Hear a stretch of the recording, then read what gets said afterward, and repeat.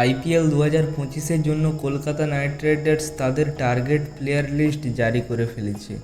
IPL 2024 champion team আবারও 2025-এ champion হওয়ার জন্য যেমনি কিছু কিছু প্লেয়ারকে রিলিজ করেছে, তেমনি কিছু দুর্দান্ত সব প্লেয়ারকে আইপিএল মেগা অকশানে টার্গেট করতে চলেছে। তাই আজ এই ভিডিওতে তাড়াতাড়িভাবে দেখে নেব কলকাতা নাইট রাইডার্স কোন কোন প্লেয়ারদের মেগা অকশানে টার্গেট করতে চলেছে। বেশি দেরি না করে ভিডিওটি শুরু করা যাক।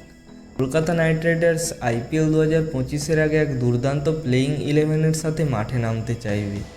কলকাতা মোট 6 জনকে রিটেন করেছে, তাই কলকাতার কাছে কোনো আরটিএম কার্ডের উপলব্ধ নেই। 51 কোটি টাকা নিয়ে কলকাতা নাইট রাইডার্স মেগা অকশানে যেতে চলেছে। এই পার্সের মধ্যে কিছু ভালো প্লেয়ারকে কেনার চেষ্টা করবে কলকাতা নাইট রাইডার্স।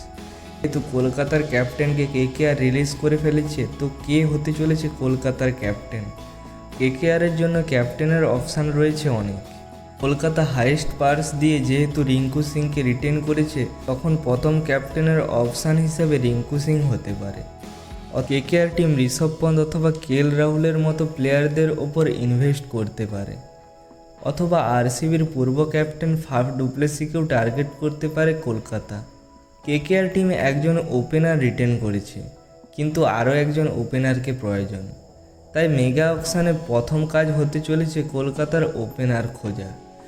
আগেরবার দুর্দান্ত খেলেছিল ফিলিপ সল্ট, কিন্তু এই অকশানে কলকাতা টিম ফিলিপ সল্টকে কিনতে পারে নাকি সেটাই দেখার।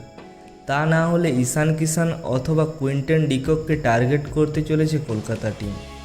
কেকেআর মিডিল অর্ডারে কোনো ব্যাটসম্যানই রিটেন করেনি, তাই KKR Marcus Stoinis, Mitchell Marsh অথবা অ্যাডাম মার্ক্রমকেও টার্গেট করতে পারে। অ্যাডাম মার্ক্রমকে একজন ক্যাপ্টেন হিসাবেও টার্গেট করতে পারে কলকাতা নাইট রাইডার্স। কেকেআর টিমের ফিনিশারের কথা বললে কলকাতা আন্ডে রাসেল, রিঙ্কু সিং ও রমনদীপ সিংকে রিটেন করেছে। ব্যাকআপ ফিনিশার ছাড়া আর কোনো ফিনিশারের প্রয়োজন নেই কেকেআর টিমের। কলকাতা টিমের ফাস্ট বোলারের কথা বললে শুধুমাত্র হর্ষিত রানা ছাড়া আর কোনো ফাস্ট বোলারকেই রিটেন করেনি। তাই কেকেআর ভুবনেশ্বর কুমার, মোহাম্মদ সিরাজ অথবা মোহাম্মদ শামি এবং শার্দুল ঠাকুরের মতো বড় বড় প্লেয়ারদের টার্গেট করতে চলেছে। এবং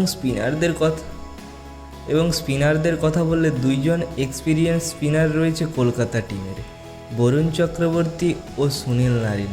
দুইজনই দুর্দান্ত স্পিনার। এবং এছাড়া স্পিনারের জন্য শাহবাজ আহমদ অথবা ওয়াশিংটন সুন্দরকেও টার্গেট করতে পারে কলকাতা নাইট রাইডার্স। কলকাতা টিমের মেগা অকশান খুব ভালো হতে চলেছে। আপনার মতে আর কাকে কলকাতা টিমের টার্গেট করা উচিত নিচে কমেন্ট করুন।